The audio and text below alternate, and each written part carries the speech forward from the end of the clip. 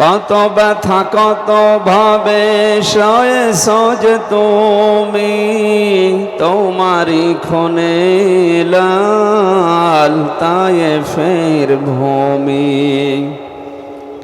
ফেরেশতা এসে চাই ধ্বংসের হুকুম, লৌহ মাখা মোহাম্মদ প্রাণেতে হাসরাত। হে আল্লাহ ক্ষমা করো এ তায়েফে বাসীর, এরা বোঝেনি তো আমি যে মোহাম্মদ, হৃদয়ে মোহাম্মদ। আলহামদুলিল্লাহ।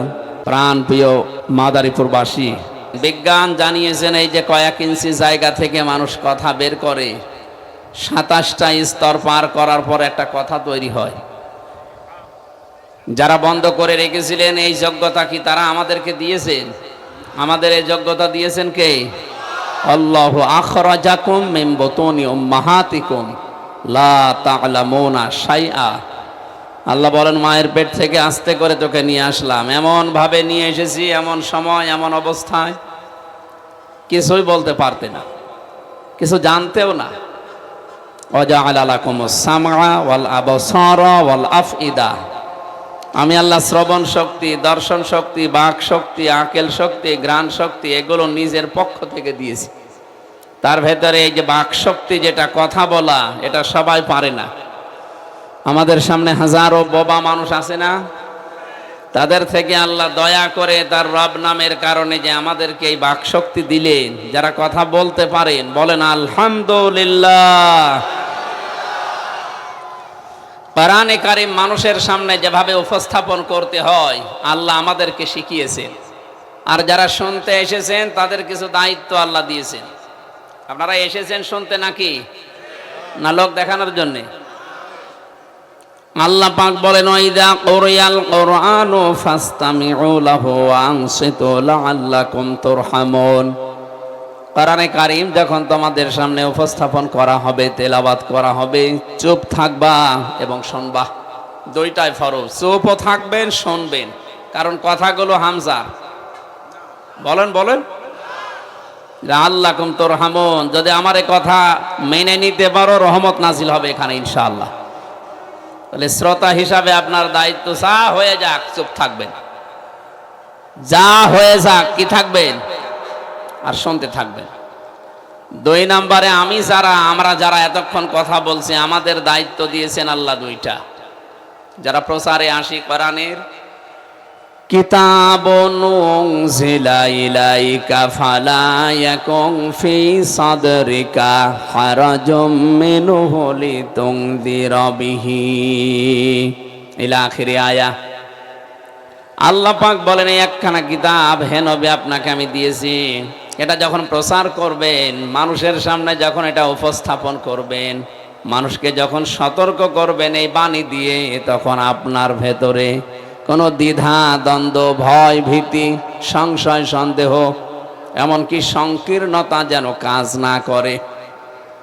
এখানে হারাজন শব্দটা আছে, তাফসিরে মুফাসসিরিন ইকরাম হারাজনের ব্যাখ্যা দিয়েছেন 2টা। 1 নম্বরে যারা কোরআন প্রচার করতে আসবে, আল্লাহ পাক বলেন হে নবী আপনার এই বক্তব্য শোনার পর অনেক মানুষ এমন আছে শ্রোতা হিসাবে যারা সামনে আছে, তারা এই বক্তব্য না বোঝার কারণে রাগ করতে পারে। এরকম মানুষ দেশে এখন হয়তো নেই, আছে কয়েকটা, কিন্তু বাকি যা ছিল ওগুলো তো অধিকাংশ পালিয়েছে বা বিদায় নিয়েছে। যারা শুনে না বুঝে রাগ করত, কথা বলেন না কেন? এখন এই শ্রেণীর মানুষ অন্তত এ দেশে নেই, এখন কমে গেছে। তাহলে হারাজনের প্রথম ব্যাখ্যা কি বললাম? কোরআন শোনার পরে না বুঝে রাগ করে। দ্বিতীয় ব্যাখ্যা হচ্ছে আবাহমান কাল থেকে এমন এমন নিয়ম নীতি ইসলাম মনে করে মানুষ পালন করে আসছে, আসলে যেটা ইসলাম না। কোরআনে কারীম যদি আপনি তাফসীর করেন ওইগুলো একটাও টিকবে না। তখন যে মানুষগুলো এসেছিল ওরা মন খারাপ করবে, আপনাকে বাধা দেওয়ার চেষ্টা চালাবে, এমনকি হাদিয়া তোফা নজর নিয়াজও বন্ধ করে দেবে। এইটা বাংলাদেশে এখন আছে। এই কথা বলছে কে গো?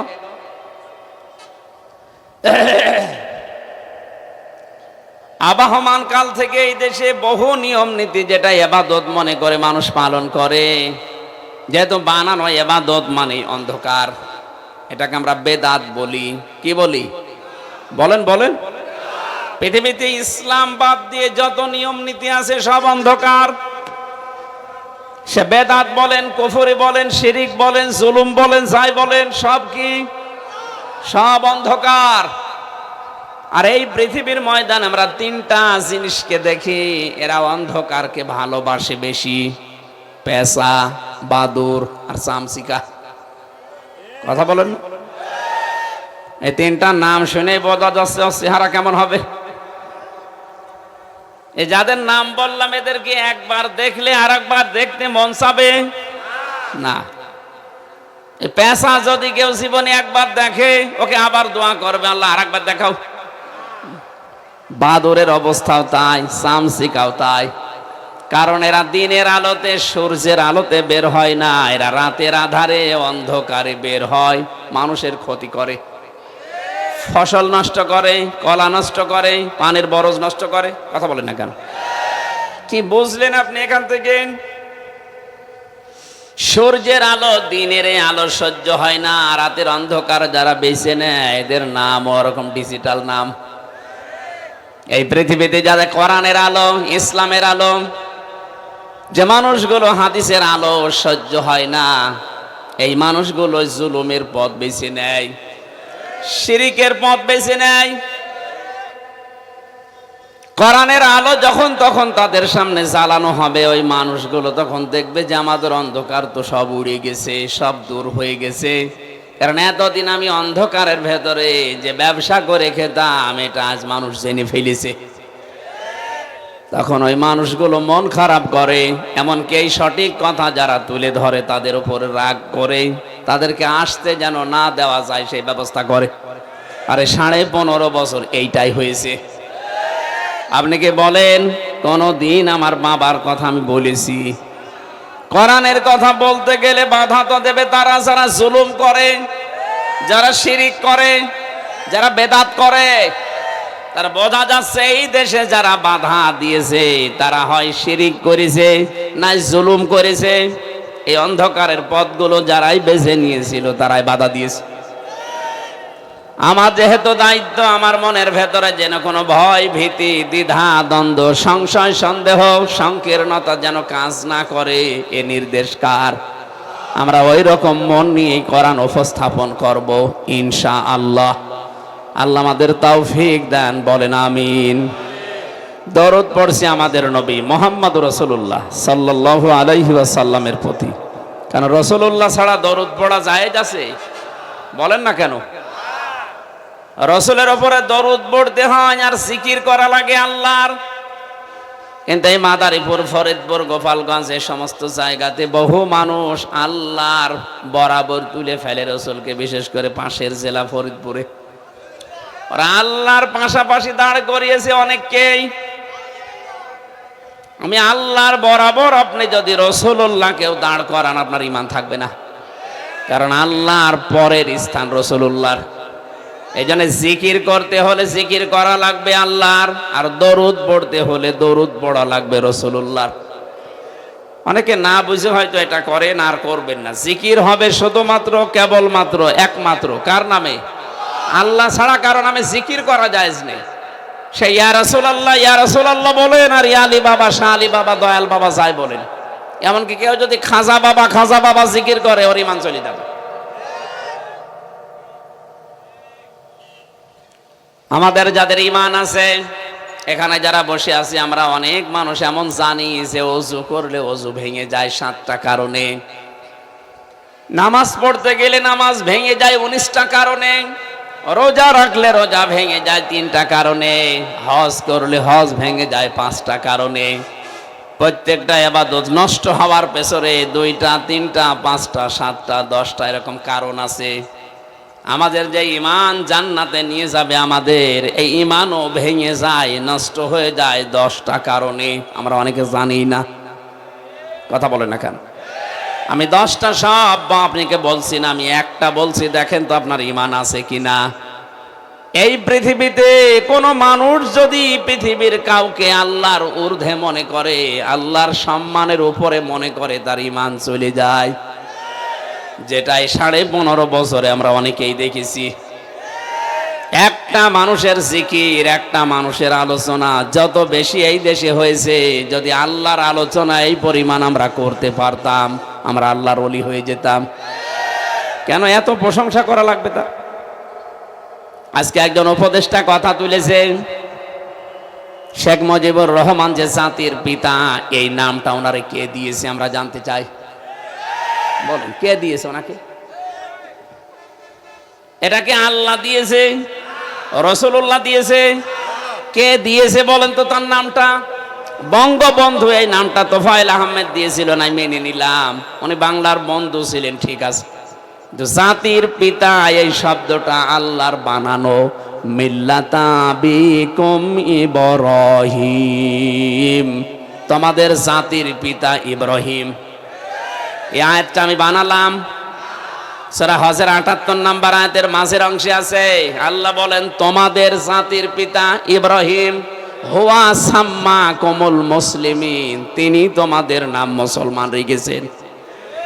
সুতরাং আমরা যারা মুসলমান বলে দাবি করি, কোরআনের আয়াত অনুযায়ী এক বাক্যে স্বীকার করছি আমাদের জাতির পিতা ইব্রাহিম। তাছাড়া আমরা অন্তত কাউকে মানি না। হ্যাঁ, মুসলমানের বাইরে যে আছে সে যদি বলে আমার অমুক, আপনি মেনে নেন, আমার নিষেধ নেই। কিন্তু মুসলিম দাবি করলেন, কারণ হুয়া এর ফাইল আল্লাহ, এর ফাইল হযরত ইব্রাহিম। দুইটা বর্ণনা তাফসিরে আছে। আমাদের নাম মুসলিম এই শব্দটা হয় আল্লাহ রেখেছেন, না আমাদের বাবা হযরত ইব্রাহিম রেখেছেন। তাফসিরে খাজেন মুফাসসির বলেন, কোন মানুষ যদি পৃথিবীতে বাবা হয়, তার 13টা দায়িত্ব পালন করা লাগে। তার 1 নম্বরে সন্তানের একটা অর্থবোধক নাম রাখা লাগে। কথা বলছেন এখন? আমাদের যিনি জাতির পিতা, আমাদের বাবা, উনি এমন একটা সুন্দর অর্থবোধক নাম আমাদের দিয়েছেন, মুসলিম, আত্মসমর্পণকারী। আমরা অনেক বাবা এখানে বসে আছি, এমন এমন নাম সন্তানের ছেলে মেয়ের রাখি, শয়তানও হাসে যে নাম। একজনের নাম শুনেছিলাম ফ্যান চাটা। লোকটা গরিব মানুষ ছিল, ওই জন্য মানুষ ওই নামে ডাকতো। এখন বিভিন্ন কায়দায় দরবেশের মতো মারিং কাটিং করে বড় লোক হয়ে গেছে। চিন্তা করছে আমি এত ধনী মানুষ আর আমার নাম ফ্যান চাটা, এ নাম আমি পাল্টাবো। এলাকার মেম্বার চেয়ারম্যান যারা আছে তাদেরকে ডাক দিয়েছে, জনগণকে জবাই করে, গরু জবাই করে খাওয়াচ্ছে, জায়গায় নাম পাল্টাবো। চেয়ারম্যান সাহেব মাইক নিয়ে বলছে, ভাইরা আমার, বোনেরা আমার, এই লোকটা এতদিন গরিব ছিল, নাম ছিল ফ্যানসাটা, কিন্তু এখন এর সম্মান আছে, ধনী মানুষ এলাকায়।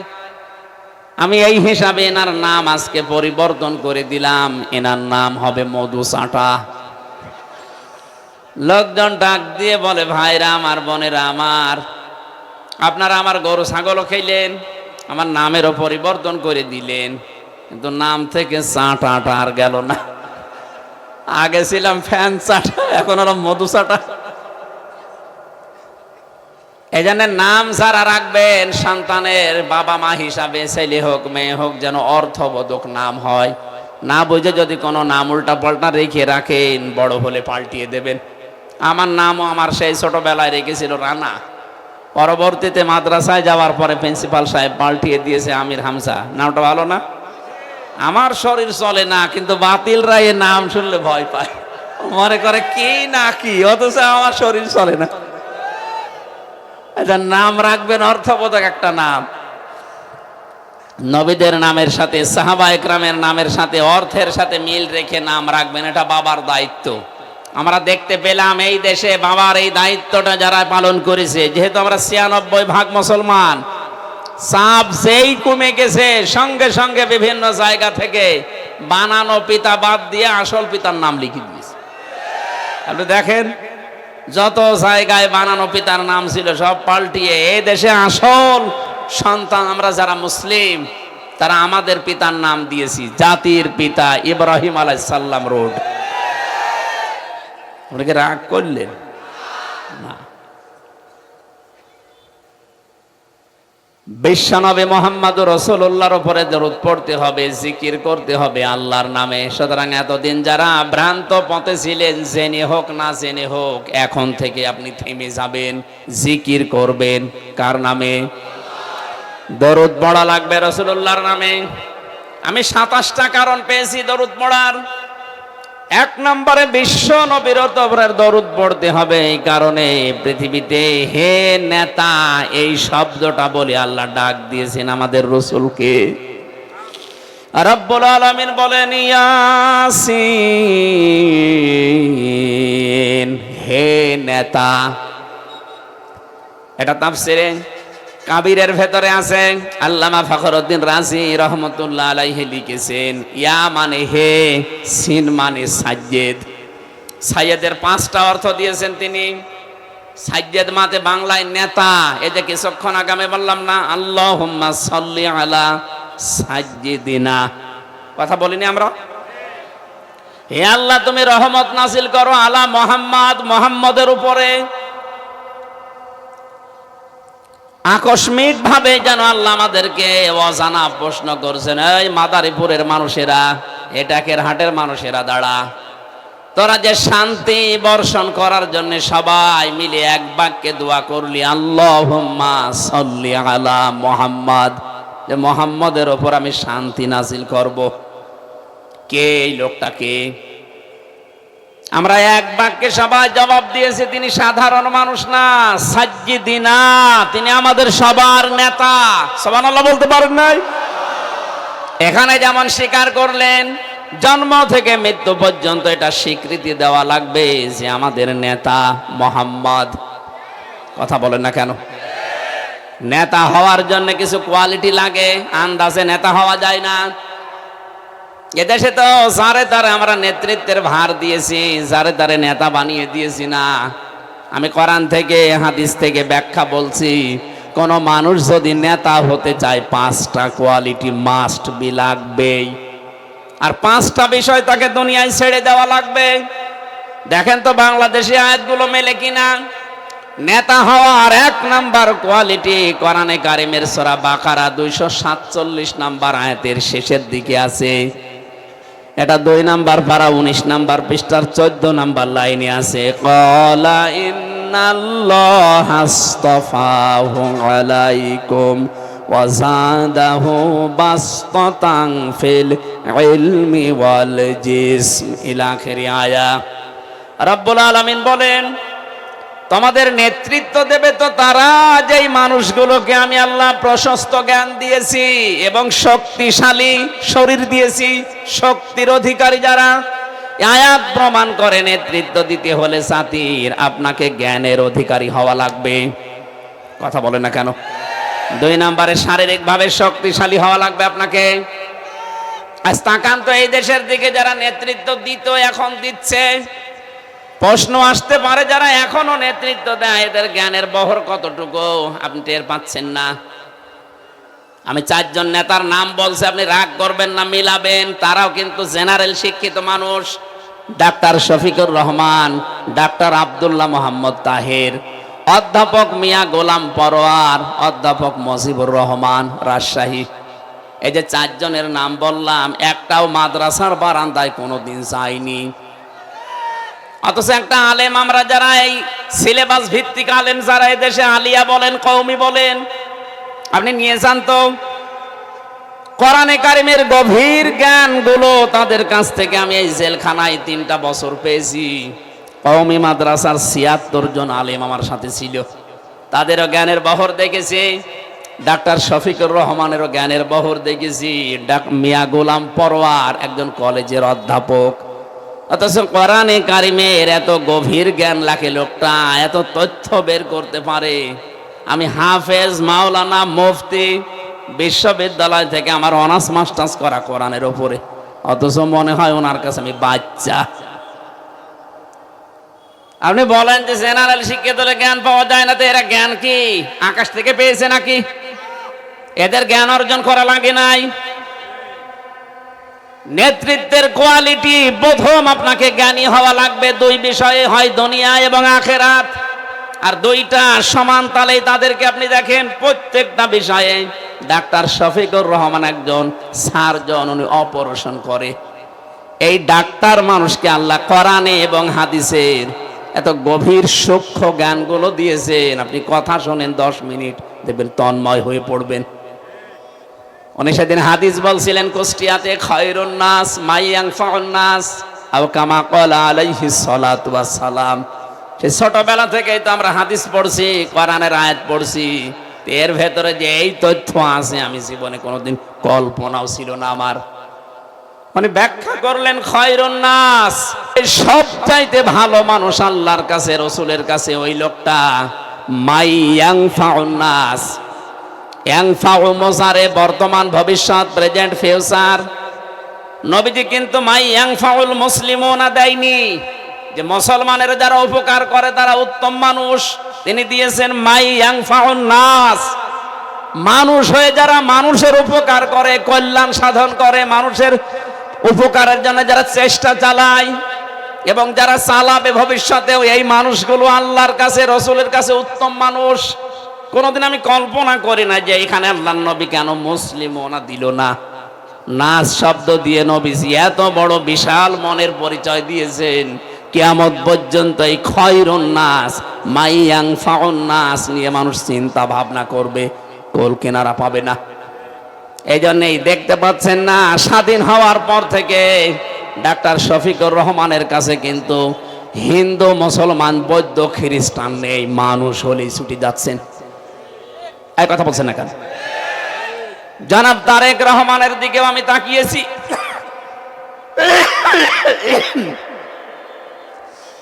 সেই লন্ডনে বসে নির্বাসিত জীবনে এতদিন পর্যন্ত কাটিয়েও এদেশের জনগণকে তিনি ভোলেন নাই। ওখান থেকে বারবার আদেশ দিচ্ছে, যারা বন্যায়, যারা এই যে জলোচ্ছ্বাসে, যারা বিভিন্ন রকমের সমস্যায় আছে, আপনারা এগিয়ে যান, মানুষ হলে এগিয়ে যান। আপনি তো আল্লাহর কাছে উত্তম হওয়ার জন্য চেহারা সুন্দর হওয়া লাগবে না, আপনার দ্বারা মানুষের উপকার হয় কিনা, মানুষের কল্যাণ সাধন হয় কিনা, এইটা আল্লাহ দেখতে চায়। কুনতুম খায়রা উম্মাতিন উখরিজাত লিন্নাস, তোমরা শ্রেষ্ঠ জাতি। তোমাদের শ্রেষ্ঠত্বের কারণ এই নয় যে তোমাদের চেহারা ভালো না। কোন মানুষের চেহারার দিকে আমি আল্লাহ তাকাই না, কোন মানুষের পোশাকের দিকে আমি তাকাই না, কোন মানুষের ধন সম্পদের দিকে আমি তাকাই না। আমি তাকাই ওই মানুষটার অন্তরের দিকে, ও আমার পৃথিবীর বান্দা বান্দীদের উপকার করে কিনা। এই জন্য কোনো মানুষ যদি একটা মানুষকে বেঁচে থাকার অবলম্বন তৈরি করে দেয়, বেঁচে থাকার একটা রাস্তা তৈরি করে দেয়, আল্লাহ পাক সূরা মায়েদার ভেতরে জানিয়েছে যেন তামাম দুনিয়ার মানুষকে কর্মসংস্থান তৈরি করে দিল, ও যেন তামাম দুনিয়ার মানুষকে বাঁচিয়ে দিল। কোন মানুষ যদি পৃথিবীর একটা মানুষকে পথ নষ্ট করে দেয়, পথ মেরে ফেলে, তাকে যদি বেঁচে থাকার অবলম্বন কেড়ে নেয়, ও যেন তামাম দুনিয়ার সব মানুষকে হত্যা করার গুনাহ শামিল করলো। যে মানুষগুলোকে 15.5 বছরে আপনি আয়না ঘরে রেখেছিলেন, একটা মানুষের জন্য তার পরিবারটা নষ্ট হয়ে গেছে। এক কথা বলেন না কেন? ব্যারিস্টার আরমানকে যারা এই 8টা বছর মাটির নিচে আয়না ঘরে রেখেছেন, আমারও 10 দিন রেখেছিল, মাত্র 10 দিনই আমার অবস্থা খারাপ। আমার এই যে মাজার পেছনে যে হাড় আছে পর্যন্ত এখনো ভালো হয়নি। আমার সাথে মুফতি ফখরুল ইসলাম ছিল, উনি আমারে নিজেই বলছিল, ভাই আয়না ঘরে আমার এই যে হাঁটুর ভেতর দিয়ে হাত লাগিয়েছে, এর ভেতরে হাত পড়ার পরে সামনে যে লোহার বেড়ি দেওয়া থাকে, এর সাথে হাত দিয়ে হ্যান্ডকাপ লাগিয়েছে। 2-5 ঘন্টা 10 ঘন্টা পরে খুলে দেবে না, মাসের পরে মাস এভাবে আমার একাধারে আটকিয়ে রেখেছে। দোষ আমার এতটুকু, আমি ইন্ডিয়ার বিরুদ্ধে একটু কথা বলেছিলাম, এই কয়েকটা চুক্তি চুক্তি করেছিল অবৈধ চুক্তির বিরুদ্ধে আমি একটু কথা বলেছি, এই আমার অপরাধ। একটা দুইটা দিন যদি হতো তা আমি মেনে নিতাম। কয়েক মাস একাধারে মাত্র 2 মিনিট 1.5 মিনিট সময় দিত আমার টয়লেট করার জন্য। সকালে পচা ছোলা দিত, দুপুর বেলা খাবার দিত, মনে হচ্ছে কেউ মাখিয়ে দিয়েছে। আরে ভাই, এভাবে যদি 10 দিন দেয় তাই তো আপনি মরে যাবেন, আরো 8 বছর। মানে আমার মাঝে মাঝে বলতো, ভাই যদি আল্লাহর কাছে মরণ কামনা করা জায়েজ নেই, কিন্তু বলতাম আল্লাহ তুমি আমারে মরণ দিয়ে দাও, কারণ আমার সহ্যের বাইরে চলে যাচ্ছে। যে মানুষ শুয়ে থাকে মাটির উপরে, খাটের উপরে, চৌকির উপরে, এই শুয়ে থাকা যে কত বড় নিয়ামত, উনি আমারে বলতো মাঝে মাঝে, যেটা মনে হচ্ছে পৃথিবীর সব চাইতে বড় নিয়ামত শুয়ে থাকা।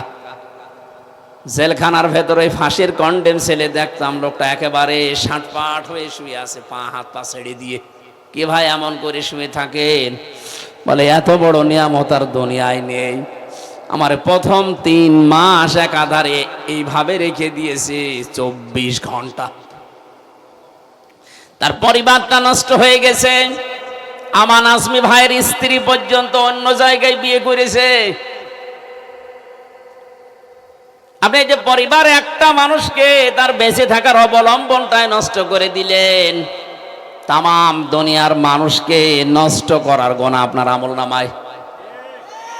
আর একটা মানুষকে যদি আপনি বেঁচে থাকার অবলম্বন তৈরি করে দিতেন, তাকে যদি আপনি পথ দেখিয়ে দিতেন যে এই রাস্তায় বেঁচে থাকা যায়, তাম পৃথিবীর মানুষকে বেঁচে থাকার অবলম্বন তৈরি করে দেওয়ার সওয়াব পেতেন। আমি আশা করব যারা নেতৃত্বে আসবেন, প্রথম কোয়ালিটি হবে আপনার জ্ঞান অর্জন করা লাগবে। আমি নাম ধরেই বলছি কারণ আমি পরীক্ষিত।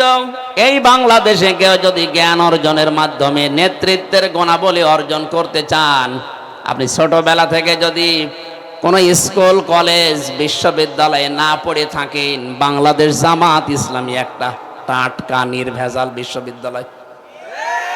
আপনি এখানে শুরু করেন, দেখেন রকন পর্যন্ত হতে হলে মনে করবেন আমি ভার্সিটি শেষ করে আসলাম। আপনাকে আমি আহ্বান জানাচ্ছি, একটু এসে দেখেন। ভার্সিটি পড়েননি জীবনে, কি করে ভার্সিটি পড়া লাগে? এটা একটা জিন্দা ভার্সিটি। এখানে পড়ে দেখেন, আপনাকে ডক্টরেট ডিগ্রি দিয়ে দেবে যদি শেষ পর্যন্ত যেতে পারেন। অনেক কঠিন কাজ এটা, তবুও সহজ হয়ে যাবে যদি প্র্যাকটিক্যাল লাইফে সেট করতে পারেন। 8টা 9টা পয়েন্ট প্রতিদিন পূরণ করা লাগে। 6 মাস একাধারে পূরণ করে দেখেন, আপনার জীবন পাল্টিয়ে যাবে, আমি গ্যারান্টি দিচ্ছি। আমার জীবন পাল্টিয়ে গেছে, এই জন্য বলছি। এই জন্য জ্ঞান অর্জন করা লাগবে। ডাক্তার শফিকুর রহমান, অধ্যাপক মিয়া গোলাম পরোয়ার যেমন দুনিয়ার লাইনেও জ্ঞান অর্জন করেছে। আপনি কোন বিষয় নিয়ে যাবেন জানতো? আর আখেরাতের বিষয়গুলো কোনটা নিয়ে যাবেন, তার সামনে কোন সাবজেক্ট দেবেন, প্রত্যেকটাই মনে হয় কম বেশি তার আয়ত্তে আছে। অথচ এমন এমন পীরও এই দেশে আছে, নামাজের কথা বলেন, 2 ঘন্টা নামাজের ওয়াজ করবে, অর্থনীতির কথা বলেন, ব্যাংকিং ব্যবস্থার কথা বলেন, আমার মনে হয় জীবনে আর চোখ খুলবে না। আপনাকে তো প্রত্যেকটা বিষয়ে কম বেশি পারদর্শী হওয়া লাগবে। আপনি নেতা হতে চান, হবে না। নেতৃত্বের প্রথম গুণ জ্ঞান অর্জন করা লাগবে। এটা আমি বানালাম, আমি কিন্তু আয়াত নাম্বার বলে দিয়েছি। সূরা বাকারা 247 নম্বর আয়াত মাঝের অংশে আছে। 2 পারা 19 পৃষ্ঠা 13 না 14 নাম্বার লাইনে আছে। যে কোনো তাফসির দেখতে পারেন বাংলাদেশ। 2 নাম্বারটা বললে আবার রাগ করবেন না তো? রাগ করলেও কিছু করার নেই, কারণ আপনি না বুঝে রাগ করবেন। ওই যে হারাজনের ব্যাখ্যা বললাম না, যে কোরআনের ব্যাখ্যা করতে গেলে কিছু মানুষ সামনে থাকবে, ওরা না বুঝে মন খারাপ করতে পারে। এই জন্য বোঝা যদি আপনার হয়ে যায় যে আপনি বুঝতে পেরেছেন, তখন আর মন খারাপ হবে না, তখন আপনি দোয়া করবেন। 2 নম্বরে কোরআনে কারীম জানিয়েছে, যারা সীমা লঙ্ঘন করে, যে মানুষগুলো দুনিয়ায় ফাসাদ সৃষ্টি করে, তাদের আনুগত্য করা যাবে না, তাদের নেতৃত্ব মানা যাবে না। এটা সূরা শুআরা 19 নাম্বার পারা 12 নাম্বার পৃষ্ঠা 5 নাম্বার লাইনের 151 152 নাম্বার আয়াত তাফসিরে ফি জিলালিল কোরআনে আছে। ওয়ালা তুতিউ আমরাল মুসরিফিন, আল্লাযীনা ইউফসিদুনা ফিল আরদি ওয়ালা ইউসলিহুন। আল্লাহ বলেন অনুসরণ করা যাবে না, তাদের নেতৃত্ব মানা যাবে না যারা সীমা লঙ্ঘন করে, যারা ইসরাফ করে, দুনিয়ায় যারা ফাসাদ সৃষ্টি করে, শান্তি তৈরি করার জন্য, সংশোধনের জন্য যাদের কোনো চেষ্টা নেই, এ মানুষের অনুসরণ করবা না। তাহলে যে মানুষগুলো দেশে সীমা লঙ্ঘন করেছিল বিচার ব্যবস্থায়, শিক্ষা ব্যবস্থায়, এই কথা বলছেন এখন, সীমা লঙ্ঘন করেছে, আপনি কোথায়? এমন কোন জায়গায় এই দেশে ছিল না। আপনি তাকান, কেন্দ্রীয় মসজিদের ইমাম পর্যন্ত পালিয়ে গেছে। একটা জাতি কত নিচে নামলে জাতীয় মসজিদের ইমামও পালিয়ে যায়। এসেছিল কয়েকদিন আগে জোর করে দখল করার জন্য, জনগণ জুতা দিয়ে পিটিয়েছে। লজ্জা শরম যে কিচ্ছু নেই, পরের দিন স্ট্যাটাস দিয়েছে জনগণ আমার জুতা মেরেছে কিন্তু একটা আমার লাগেনি। কত বড় শয়তান মানুষ। বাবা তো ভালো ছিল, এইরকম কাল পিটা আসলো কোন জায়গা থেকে, জনগণ জুতা মেরেছে কিন্তু আমার জুতা লাগেনি। লাগলে আপনার ভালো লাগতো? এখানে ফাসাদ শব্দের ব্যাখ্যায় মুফাসসির বলেন ফাসাদ মানে মানুষের তৈরি করা নিয়ম নীতি। দুনিয়ায় যারা মানুষের তৈরি করা নিয়ম নীতি কায়েম করতে চায়, এদের অনুসরণ করা, আনুগত্য করা যাবে না। আমার মনে হয় বানিয়ে বানিয়ে বলছি। 3 নম্বরে অনুসরণ করা যাবে না তাদের, যে মানুষগুলো আল্লাহর জিকির থেকে গাফেল আর যারা মন মতো কাজ করে। এটা সূরা কাহাফ 16 নম্বর পারা, এটা 15 নম্বর পৃষ্ঠার 12 নম্বর লাইনের 28 নম্বর আয়াতের শেষের দিকে আছে। অলা তুতিউ মান আগফালনা কলবাহু আন যিকিরিনা ওয়াত্তাবা হাওয়াহু ওয়া কানা আমরুহু ফুরতা। তাদের অনুসরণ করা যাবে না যারা আমি আল্লাহর জিকির থেকে গাফেল হয়ে গেছে। আমার স্মরণ যাদের মনে থাকে না, আমার স্মরণ যাদের কলবে নেই, আর যারা মন মতো কাজ করে, আপনি মিলাবেন এই দেশে, আমার মনে হয় মিলে যাবে। 4 নম্বরে তাদের অনুসরণ করা যাবে না। কোনো মানুষ যদি মহিলা হওয়ার পরে নেতৃত্ব দেয়, তাহলে মেয়েদের নেতৃত্ব মানা যাবে না। এটা সূরা নিসা 5 নম্বর পারার 2 নম্বর পৃষ্ঠার 11 নম্বর লাইনের 34 নম্বর আয়াতের প্রথম অংশে আছে। আর রিজালু কাওয়ামুনা আলান নিসা। আল্লাহ বলেন পুরুষরা হবে অভিভাবক, নেতৃত্ব দেবে পুরুষ, মহিলারা হবে তার আজ্ঞাবহক। সুতরাং কোন মহিলা যদি নেতৃত্বের ভার গ্রহণ করে, নবীজি বলেন লাইয়ুফলিহা কওমুন, ওই জাতি কখনো সফলতা অর্জন করতে পারে না যে জাতির নেতৃত্বে কোনো মহিলা বসে আছে। আমরা চাই সামনে কোনো মহিলা যেন না আসে, যারা আসবে তারা যেন পুরুষ হয়। আবার পুরুষ যদি হয় একেবারে সেই চাচা এরশাদের মতো, তাহলে সমস্যা। কথা বলেন না কেন? এরকম পুরুষ লাগবে না। আর ওনার যে দায়িত্বে ছিল, ওনার স্ত্রীও তো আর এক কি আল্লাহ বানিয়েছে আল্লাহ জানে আর ও জানে।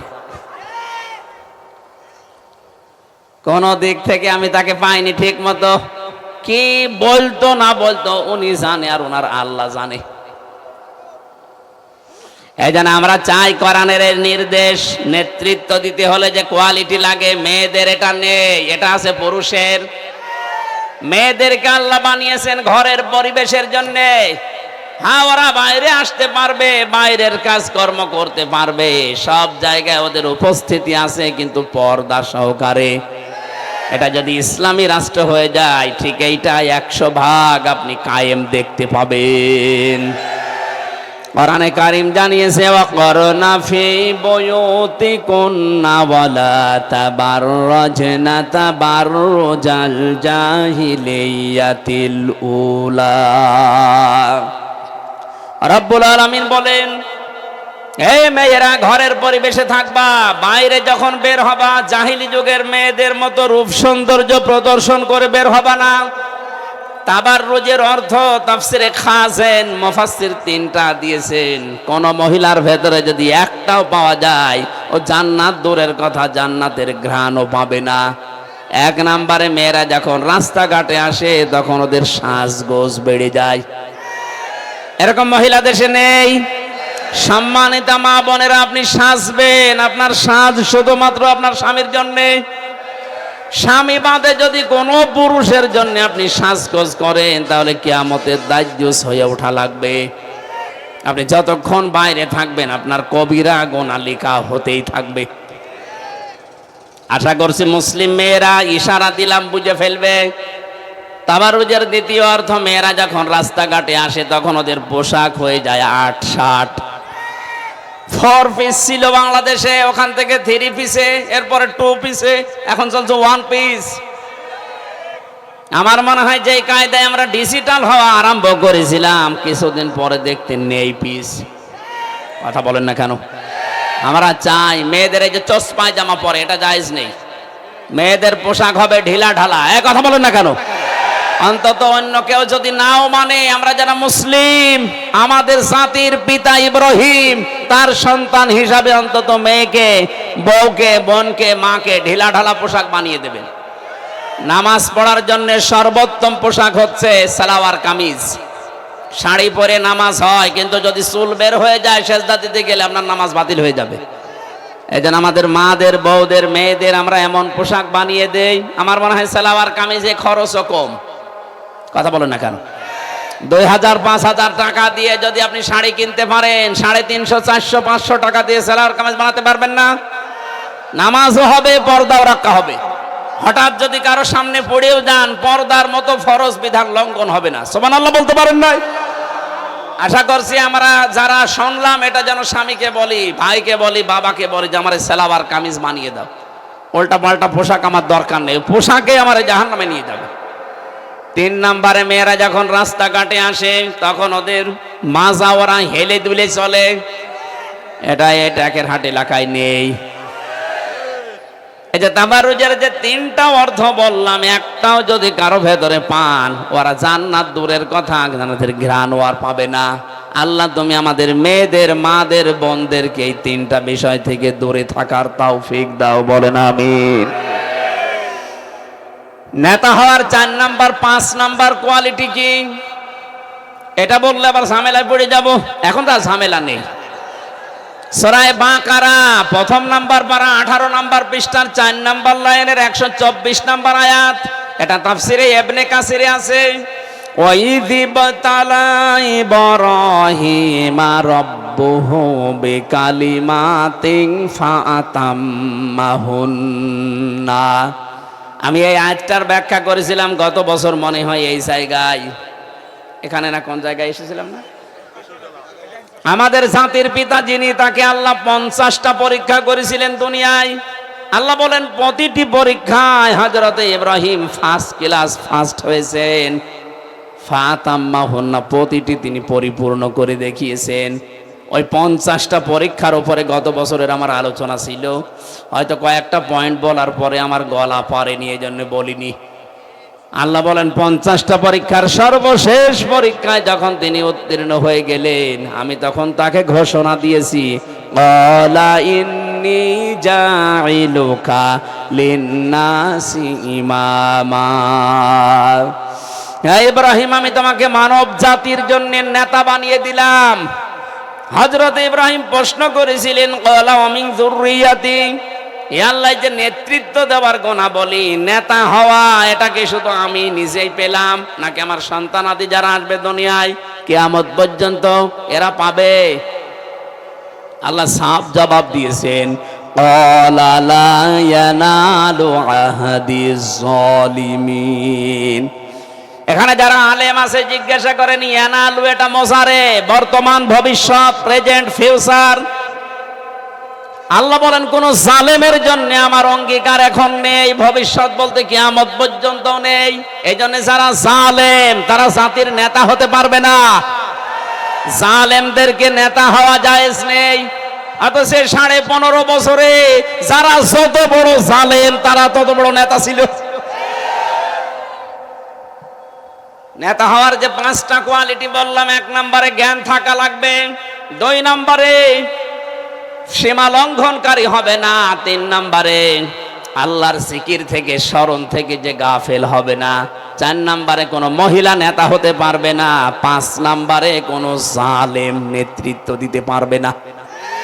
এই 5টার বাইরে যাদের গুণ আছে আল্লাহ তাদেরকে নেতৃত্বের আসনে যেন বসিয়ে দেন, বলেন আমিন। আমরা কোরআনে কারিম থেকে একটা মাত্র আয়াত পড়েছি। আমার যতটুকু কোরআনের উপরে স্টাডি আছে, জ্ঞান আছে, এই আয়াতটা যদি আমার মরণ পর্যন্ত আলোচনা হয়, মরণ এসে যাবে তাও শেষ হবে না। এত কথা আল্লাহ এর ভেতরে লুকিয়ে রেখেছেন। তাফসীরুল কোরআন মাহফিল লিখে দিয়েছেন, আমরা তাফসীর আকারে এখান থেকে একটু বের করি, নাকি চলে যাবেন? আমার ডাক্তাররা 10টা পর্যন্ত বলেছিল যে 10টার পরে মাহফিল আর কথা বলবেন না, কিন্তু এখন তো 10টা 20 বাজে, আমরা আরেকটু চালাই নাকি? আরেকটু আগে তুললে ভালো হতো, আপনারা মেহমান বেশি রেখে ফেলেছেন। সূরা শূরা থেকে পড়েছি 13 নম্বর আয়াত, 53টা আয়াত আছে, মাত্র একটা আয়াত পড়েছি। খুব সংক্ষেপে তাফসীর যেভাবে করে আমি শুরু করছি। প্রথম নম্বরে নামকরণ সূরা শূরা। শূরা শব্দের প্রথম অর্থ হচ্ছে পরামর্শ। শূরা মানে, আরো জোরে বলেন। কোরআনের প্রতিটি শব্দ গবেষণামূলক, যেইটা নিয়ে চিন্তা ভাবনা করবেন ওইটাই আপনাকে জান্নাতের পথ দেখিয়ে দেবে। এটা একটা নামকরণ শূরা। শূরা মানে কি বললাম? আরো জোরে বলেন। অথচ 15.5 বছরে শুধু একক সিদ্ধান্তে দেশ চালিয়েছে, পরামর্শ ছাড়া। এই জন্য তো অবস্থা। যদি পরামর্শ করে করতো আমার মনে হয় দেশটা এত তলা নিতে যেত না। কত কোটি কোটি টাকা পাচার করে নিজের নামে, ভাইয়ের নামে, বোনের নামে, মেয়ের নামে, বোনের মেয়ের নামে, বোনের ছেলের নামে দেশটা একেবারে ঝাঁঝরা করে ফেলেছে। যারা পৃথিবীর ময়দানে উন্নয়নমূলক কাজ করবে, উন্নতি করবে, এই মানুষগুলোর ভেতর থেকে আল্লাহ ভয় তুলে দেবে। আর যারা উন্নয়নের নাম নিয়ে দুর্নীতি করবে এদের ভেতরে হাজারো ভয় আল্লাহ ঢুকিয়ে দেবে। আমি এটা বানিয়ে বললাম। বিশ্বনবী যেদিন নবুয়ত পান ওইদিন তিনি স্ত্রীর কাছে এসে বলেছিলেন, জাম্মিলুনি জাম্মিলুনি ইয়া খাদিজা, আমি ভয় পেয়েছি, আমারে ঢেকে দাও, আমার জীবনের উপরে আশঙ্কা হচ্ছে, না জানে আমি মরে যাই কিনা। হযরতে খাদিজা ওই দিন স্বামীকে 5টা কথা বলেছিলেন। ও বাংলার মুসলমানেরা হিয়া খেয়াল করেন। খাদিজা বলেছিলেন, কাল্লা আল্লাহি মা ইখজিকাল্লাহু আবাদান, হে স্বামী ভয় পাবেন না, কখনো আল্লাহ আপনাকে ভয় দেখাতে পারেন না। কারণ 1 নম্বরে হচ্ছে ও তাহমিলুল কাল্লা, আপনি মানুষের বোঝা বহন করেন, সে ঋণের বোঝা হোক, কষ্টের বোঝা হোক, দুঃখের বোঝা হোক, যত রকমের বোঝা দুনিয়ায় আছে এই বোঝাগুলো আপনি তো বহন করেন। এই জন্য দুনিয়াতে যারা মানুষের বোঝা বহন করে, সে কষ্টের বোঝা হোক, ঋণের বোঝা হোক, দারিদ্রতার বোঝা হোক, যত রকমের বোঝা দুনিয়ায় আছে এই বোঝা যারা দুনিয়াতে মানুষের বহন করবে, হালকা করে দেবে, আল্লাহ তার ভেতর থেকে ভয় দূর করে দেবে। অথচ যিনি পালিয়েছে কত রকমের বোঝা এই দেশে দিয়ে গেল, আপনি তাকান। 2780 জন মানুষ এখন হাসপাতালের বেদে কাতরাচ্ছে। এই 2024 সালের 5ই আগস্টের এই স্বাধীনতা অর্জন করার জন্য এই মানুষগুলো এখন তার পরিবারের কাছে, সমাজের কাছে, দেশের কাছে বোঝা। কথা বলছেন না কেন? 1000 না 1760 জন মানুষ শহীদ হয়েছে সরকারি তালিকা। এই মানুষগুলোকে আপনি বোঝা বানিয়ে দিলেন তার পরিবারের জন্য। সে একটা কর্মক্ষম ছেলে আবু সাইদ, তাকে আপনি হত্যা করার মাধ্যমে এই দেশে তার পরিবারের কাছে আপনি বোঝা বানিয়ে দিলেন। কয়েকদিন আমি আগে গিয়েছিলাম রংপুরে আবু সাইদের কবরে, তার বাবা হাওমাও করে কাঁদছিল। বলে আমার ছেলেটা কর্ম কেবল শিখবে, লেখাপড়া শেষ করে, আমি একটা ভরসা করেছিলাম, অথচ আমাকে একটা বোঝার ভেতরে ফেলে দিলেন। শুধু আবু সাইদ না, শুধু মীর মুগ্ধ না, এরকম 1700 কত মানুষ এই দেশে যারা শহীদ হয়ে গেল। কোটি কোটি টাকা এই দেশ থেকে পাচার করে এই দেশটাকে ঋণের বোঝা আপনি দিয়ে গেলেন। এখন একটা ছেলে মেয়ে যদি এই দেশে জন্ম নেয়, সে 1 লাখ টাকা মাথার উপরে ঋণ। এই জন্য যারা ঋণ করে দেয় মানুষকে, ঋণের বোঝা চাপিয়ে দেয়, তাদের ভেতরে ভয় ভয় আর ভয় আল্লাহ ঢুকিয়ে দেয়। এত ভয় পেয়েছে দুপুরের খাবার খাবে, সময় আল্লাহ আইনি পালিয়েছে। উন্নয়ন এত করলে আপনি পালালেন কেন? এখনো পর্যন্ত যারা এই সাফাই গাছ যেমন উন্নয়নের রোল মডেল করেছে, আপনি কোথায়? একটু বাইরে বের হন। আপনি তো ঋণের বোঝা দিয়ে গেলেন, কষ্টের বোঝা দিয়ে গেলেন, হাজারো হতাশার বোঝা আমাদের এই জাতির উপরে চাপিয়ে দিয়েছেন। এই জন্য আপনার এত ভয়। কাউকে বিশ্বাস করে না, পরামর্শ করে কাজ করা না, উনি যা মনে যায় একক সিদ্ধান্তে করবে। এটা কোরআনের নির্দেশ না। 2 নম্বরে শোরা মানে সংসদ। শোরা মানে কি? 15.5 বছরের সংসদ ছিল। বলুন কিসের সংসদ ছিল? মমতাজের মতো মানুষ গান বলতো। এই সংসদ বাংলার মানুষের রক্ত ঝরানো টাকা দিয়ে সংসদ চলে, আর ওখানে বসে বসে উনি গান শোনে, হাওয়া দেয় মমতাজের মতো উল্টা পাল্টা মহিলা, আর উনি হাওয়া পেয়ে এরকম তালি দেয়। লজ্জা করে না আপনার? লজ্জা যদি কার না থাকে, আমরা হাদিস পড়েছি, তার ঈমান নেই। এটা আমি বানালাম। যার লজ্জা নেই তার ঈমান নেই, যার ঈমান নেই সে বেঈমান। সুতরাং একেবারে বাংলায় ফতোয়া দেওয়া যাচ্ছে যে উনি বেঈমান। এখন বলেন না উনি হজ করেছে। আরে ভাই, হজ করলে যদি ঈমান থাকে তাহলে আবু জেহেল হজ করেছিল। হ্যাঁ, আবু জেহেল কাবার সভাপতি ছিল। ও কাবা ঘরের সভাপতি থাকার পরও যদি ও বেঈমান হয়, আপনি 560টা মডেল মসজিদ কেন 5 লক্ষ মসজিদ বানালো, আপনি বেঈমান। আমি আপনাকে বলছি না, এরকম কাজ যারা করবে। আমরা শুনতাম যে উনি ফজরের নামাজের জন্য যায় নামাজ খোঁজে, সকালবেলা উঠে কেউ নামাজ পড়ে, উনি কোরআন শরীফ পড়ে। এই দুইটা যে পুরা ডাহা মিথ্যা কথা, জনগণ কিন্তু প্রমাণ করেছে। এই ছেলে মেয়েরা যাওয়ার পরে যায় নামাজও পায়নি, কোরআন শরীফও পায়নি, যা পেয়েছে ও দেখানোর মতো না। দেখানোর মতো সে যা করতো করতো, আল্লাহ জানার উনি জানে।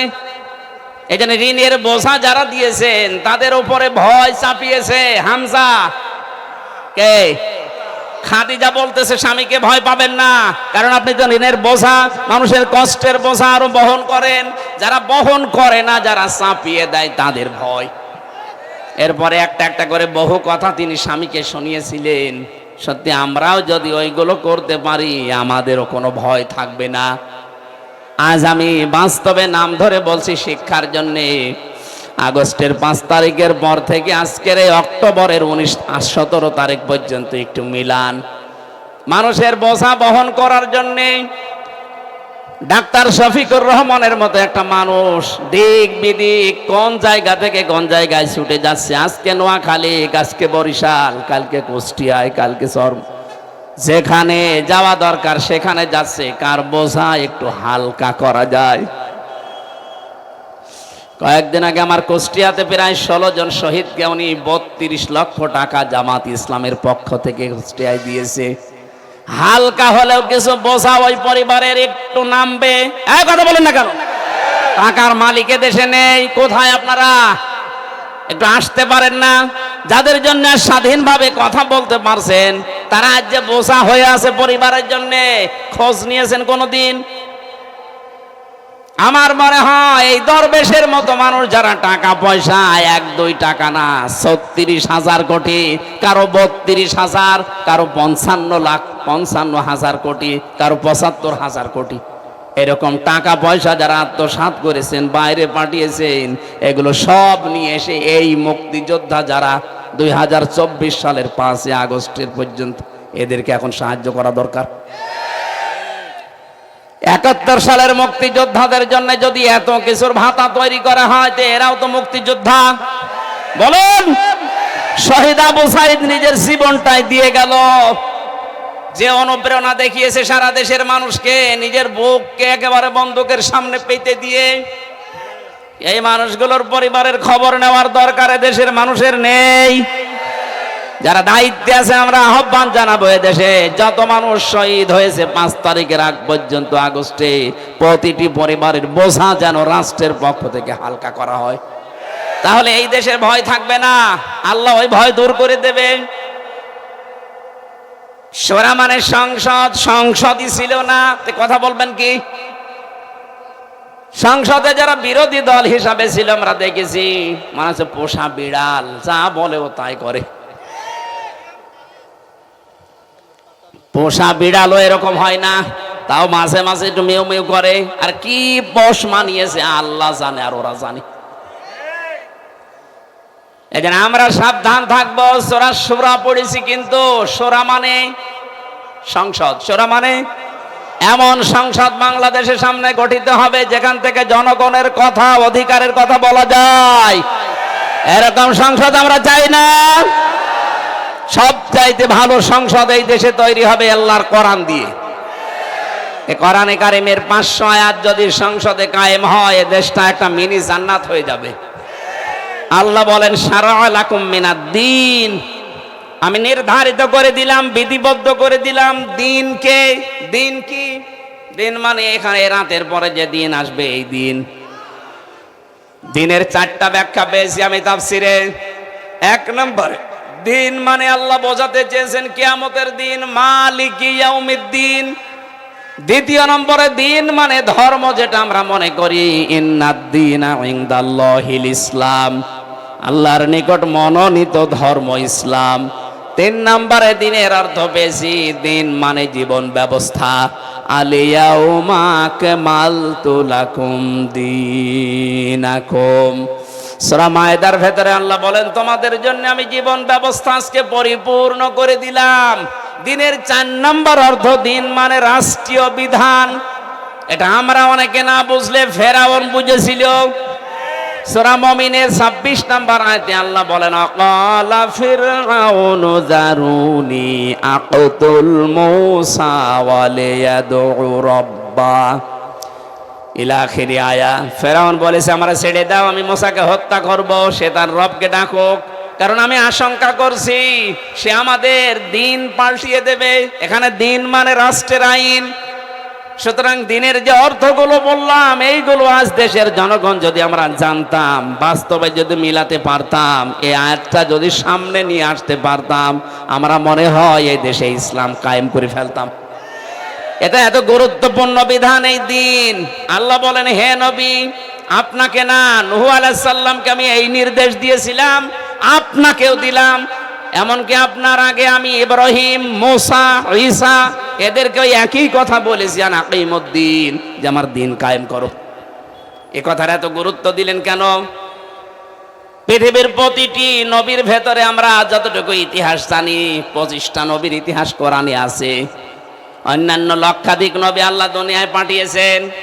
আমার এই ছোট্ট জীবনে আমি যত নবীর জীবনী পড়েছি, তাদের শরীয়তে হয়তো কিছু না কিছু কম বেশি ছিল, কিন্তু প্রতিটি নবীর শরীয়তে এই কথাটা প্রত্যেকটা জায়গায় ছিল, আন আকিমুদ্দিন, দিন কায়েম করো, ওয়ালা তাতাফাররাকু ফি, এ বিষয়ে কোনো মতপার্থক্য করা যাবে না, কোনো ফতোয়াবাজি এখানে চলবে না। সুতরাং এ দেশে দিন কায়েম করা লাগবে, এইটাই ফাইনাল। এ বিষয়ে কোনো ফতোয়া নেই। হ্যাঁ, মতপার্থক্য আমাদের অন্য বিষয়ে থাকবে।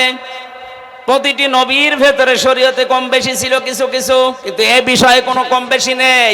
প্রত্যেকের শরীয়ত এইটা, আন আকিমুদ্দিন, দিন কায়েম করো, দিন কায়েম করো। গুরুত্বপূর্ণ বিষয় কেন? কারণ দিন কায়েম হলে হালালকে হালাল, হারামকে হারাম জেনে ছেড়ে দেওয়া যায়। কথা বলেন না কেন? মান করাল কোরআনা ফাস্তাজহারাহু, কেউ যদি কোরআন পড়ে আর কোরআনকে বিজয় করার জন্য চেষ্টা চালায়, ফাহাল্লা হালালাহু ওয়া হাররামা হারামাহু আদখালাহুল্লাহুল জান্নাহ, ও তখন হারামকে হারাম, হালালকে হালাল জেনে মানতে পারবে, তাহলে পৃথিবী হয়ে যাবে তার জন্য একটা মিনি জান্নাত। জোরে বলেন সুবহানাল্লাহ।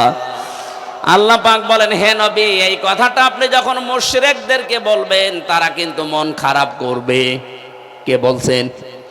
কাবুরা আলাল মুশরিকিনা মা তাদউহুম ইলাই, এই কথাটা মুশরিকদেরকে বললে ওরা রাগ করবে। সুতরাং বাংলাদেশে যারা মুশরিক, যারা শিরিক করে, তারা দিন কায়েমের কথা শুনলে রাগ করবে, অন্য কেউ রাগ করতে পারে না। এখন যে আলেমগুলো দিন কায়েমের কথা শুনলে রাজনীতি মনে করে, দুনিয়ার কাজ মনে করে, ফিতনা মনে করে, ওটা আলেম না, ওটা জালেম। এই 15.5 বছরে দিন কায়েমের বিপক্ষে অনেক আলেম ফতোয়া দিয়েছে না দেয়নি? এগুলো জালেম। আল্লাহু ইয়াজতাবি ইলাইহি মাইয়াশা, আল্লাহ যাকে নির্বাচিত করেন, মনোনীত করেন, তাকে দিন কায়েমের জন্য রাস্তায় নিয়ে আসেন। এই দেশে আগস্টের 5 তারিখের আগ পর্যন্ত একটা জরিপ আমার কাছে ছিল, মাত্র 100 জনের 15 জন দিন কায়েম চাই এই দেশে। কিন্তু এই 2 মাস কয়েকদিনের ব্যবধানে একটা রিপোর্ট আমি পেয়েছি আল জাজিরার, ওনারা জানিয়েছে বাংলাদেশে এখন 100 জনের 58 জন মানুষ চাইছে দেশে দিন কায়েম হোক। সুতরাং এই পার্সেন্টেজ যেন আরো বাড়তে থাকে। 100 জনের 100 জন যখন হয়ে যাবে যে দিন কায়েম হোক, তখন পৃথিবীর কোন শক্তি আর আমাদের বাধা দিয়ে রুখতে পারবে না। ওয়াহদি ইলাইহি মাইয়ুনিব, আল্লাহ পাকে নিজে বলছেন ওয়াহদি ইলাইহি মাইয়ুনিব, যে ব্যক্তি আমি আল্লাহর অভিমুখী হতে চাই তাকে আমি এই পথ দেখাই। সুতরাং আমাদের মন তৈরি করে এই দিকে ফিরে যদি আমার আসার চেষ্টা হয়, আল্লাহ নিজে আমাদেরকে তার দিন কায়েমের জন্য মনোনীত করে নেবেন। আর এইটাই আমার জীবনের আসল পাওয়া। কথা বলেন না কেন? আমি যদি দিন কায়েমের জন্য আল্লাহর কোনো কাজে না লাগি, তে আমার জীবন দিয়ে করব কি? আমি তো আর 60 বছর 70 বছর পরে এখানে বসে থাকতে পারবো না, এমনি বিদায় নেব। সুতরাং আমাদের উচিত হচ্ছে আমার জীবন, যৌবন, আমার মরণ, আমার যা আছে দুনিয়াতে সব দিন কায়েমের জন্য আমি অক্ষ করে দিলাম। কুল ইন্না সলাতি ওয়া নুসুকি ওয়া মাহইয়ায়া ওয়া মামাতি লিল্লাহি রাব্বিল আলামিন। আল্লাহুম্মা আমিন। লা ইলাহা ইল্লা আনতা সুবহানাকা ইন্নী কুনতু মিনাজ জালিমিন।